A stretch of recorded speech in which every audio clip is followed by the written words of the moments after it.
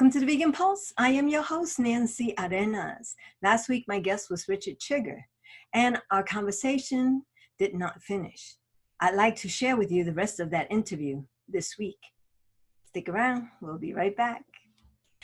Welcome back, Mr. Chiger. Oh, hello, Nancy. It's such a pleasure. It was so great talking to you last time that I just couldn't stop it there. I just had to continue this conversation because of your advocacy for elephants, and I wanted to know a little bit more about that. I know that you've taken trips to Thailand and India to watch the elephants in their natural environment, and I wanted to ask you, what have you found during those excursions that you've done, those adventures? Well, that's a great question. That's a great question because I learned so much that it's depressing. It's horribly depressing.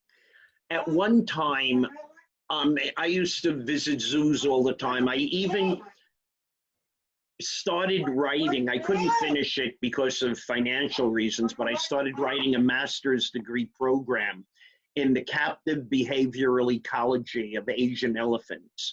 And I did observation work in zoos and at circuses and thinking, what would they call comfortable captivity? And now, what I know by going to India, by going to Thailand, by working with other people who I found have a tremendous, tremendous empathy for elephants, there is no real comfortable captivity. You know, captivity is captivity. There's horrendous captivity. I mean, I saw things in India that I can't get out of my mind. Elephants are beaten so much. I mean, elephants, here you have one of the most intelligent, sensitive, aware, self-aware, like we are, animals in the world. And they're treated like, if you go back and look at human slavery, where a slave was not a person. I mean, go back, look at the history of the United States in their slave period. A slave was not a person. It was an object. It was, you know, this person was not human, less than human. That's how elephants are treated. Slaves were beaten, elephants were beaten. Slaves had their babies taken from them and sold. Elephants are treated like that. And I'm talking about an animal that, granted, it's not human, but it shares so many traits with humans. The love of their young. Elephants never give up their female young, never. They stay with their mother in their herd, which is their family for life. Like humans do. Their males stay around the age of puberty and then they go out of the herd because it would be inbreeding if they lived in their family herd, you know? But what happens in captivity that I saw not only in India and in Thailand, but in zoos is pull the babies from the mothers at 1 to 2 years of age and sell them to circuses, zoos. It is horrendous. I worked with a group that stopped them from doing it in Portland. Once we could make people aware of the horrors of what they did at the Portland Zoo, you know? But in Thailand, what we did was we went to a sanctuary. There are no such places in India. There's a couple of great things now in India, like Wildlife SOS is wonderful. They have an American base in Utah, if you want to look them up. But they rescue elephants and other animals, but their main thing is elephants. But we helped take care of the elephants that were there, and I made friends with some of them. You know, there's an elephant up here in New York she's in my picture on Facebook. She was my best friend for years till her owner got mad at me, thinking I allowed a kid to get too close to her, and I didn't, but it's another story. That elephant loved me so much. That elephant was burned by napalm. She was born in Vietnam, which is a country, you know, where elephants are indigenous. And the United States during the war in Vietnam napalmed herds of elephants. And her herd was destroyed and burned up, but she was burned. But she was rescued. She must have been a month old. And she became my best friend for 25 years. But then, like I said, her owner got mad at me.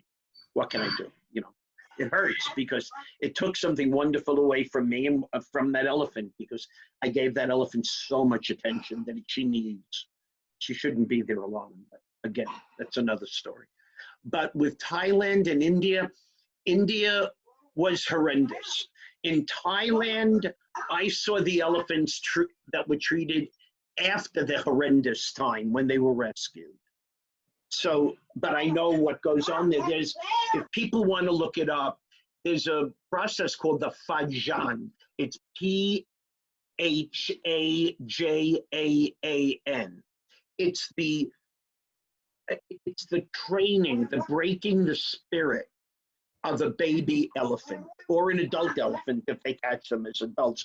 But mostly they drag them from the mother and beat them half to death till the baby gives up, and then they start to feed it. They put it in a little enclosure and literally they beat it and stab it and don't feed it and don't give it water.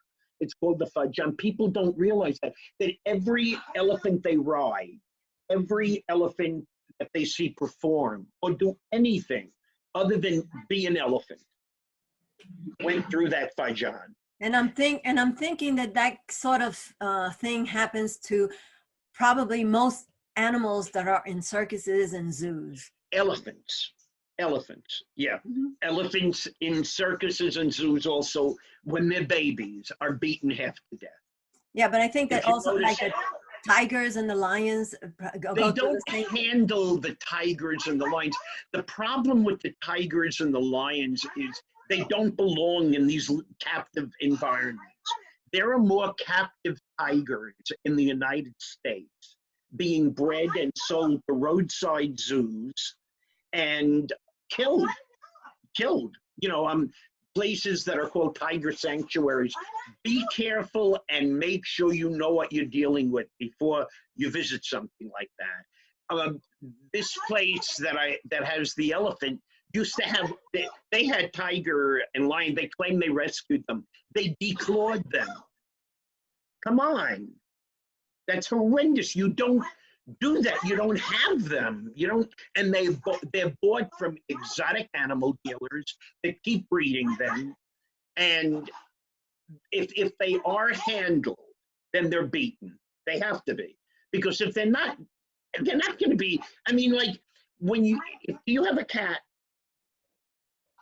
I don't have a cat. I have a dog. Oh, all right, I have 3 cats. If I have like my cat Montgomery, big beautiful orange cat that we rescued as a kitten, he will sit on my lap a little bit, and then if he wants to get off, if I don't let him go in time, his claws will go into my legs.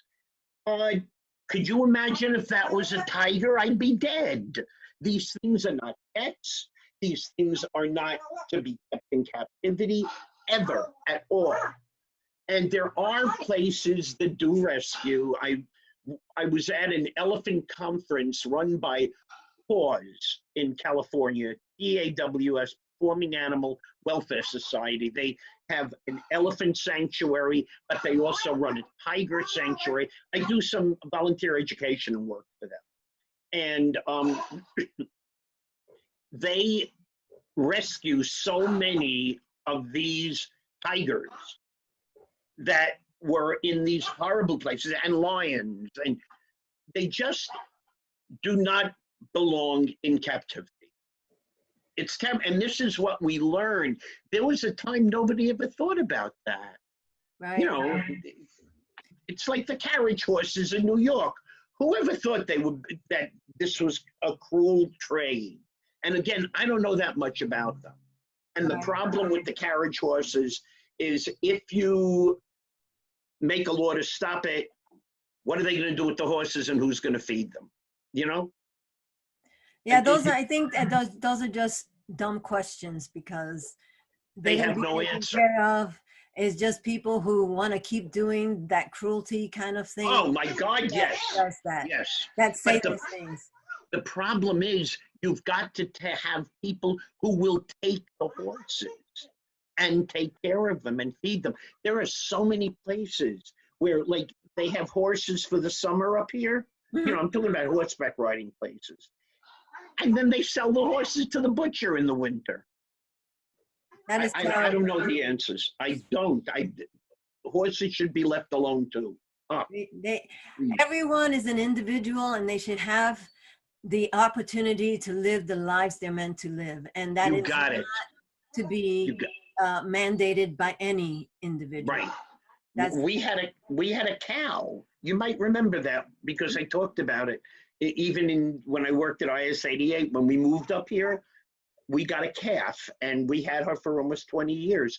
But she was like a dog. She came when I called her, and I mean, people don't give them the chance. It's not just elephants. I mean, elephants have some of the worst times because of, remember, they're gigantic, and so people beat them into submission. And we saw that in India, and we could have seen it in Thailand, but I refused to go because I couldn't help those. I helped raise funds to buy them and send them to the sanctuary. There's the Boonlots Elephant Sanctuary. There's the Elephant Nature Park run by a woman named Lek, who just does amazing, amazing work. You could look it up. And there are others now. I have one last quick question. What can I and other people do to help elephants? Well, you can write letters to Congress and say no ivory should ever be allowed to be brought into the United States. What Trump did was allow sport trophies to come in. President Obama stopped the importation of ivory in 2014. Trump allowed sport hunting trophies to come in. His sons like to kill for sport. And, you know, he's involved in these gun groups. So they allow that, but with every legal, and I'm using those words, I hate doing this, but, you know, legal tusk, the poachers find the loophole for illegal tusks, but even the legal tusks are wrong, you know? So no ivory, no elephants should ever be in circuses. Write to Congress, tell them, write to Congress people. Zoos need to stop breeding baby elephants in zoos. For what are they breeding them for? To go to other zoos? To live a life of hell? Right. You understand what I mean? Yep. Also, look up the sanctuaries I'm talking about. Look up Wildlife SOS. Look up Elephants Unchained. There's a great guy, what's his name? Steve Boyle, who goes and shows people in India and Thailand how to handle elephants without chains, without an elephant hook. It's the most abusive thing. There are all these very, very good people and good things. Donate to them. Really donate what you can to them. I mean, there are several of them, you know, the ones I mentioned. In Africa, the Sheldrick Foundation is wonderful. They rescue the baby elephants whose mothers were killed for ivory. The David Sheldrick Foundation, yeah. And there's others, I'm not naming all of them. And here in the United States, there's Paws in California. They are terrific. They do excellent. Okay. PAWS, and in Tennessee, the Elephant Sanctuary. Awesome. And I will get links for all of those and put them up onto our Facebook page so that if people want to find out more information, they can do that. Again, thank you so much. It's been a pleasure. I haven't seen you in My pleasure. So long. It's just wonderful. Okay, bye-bye now. Anytime you want me, call me. Okay. Bye-bye. Thanks for watching another episode of The Vegan Pulse. I am your host, Nancy Arenas. Please subscribe to our YouTube channel, follow us on Facebook, take a look at our blog.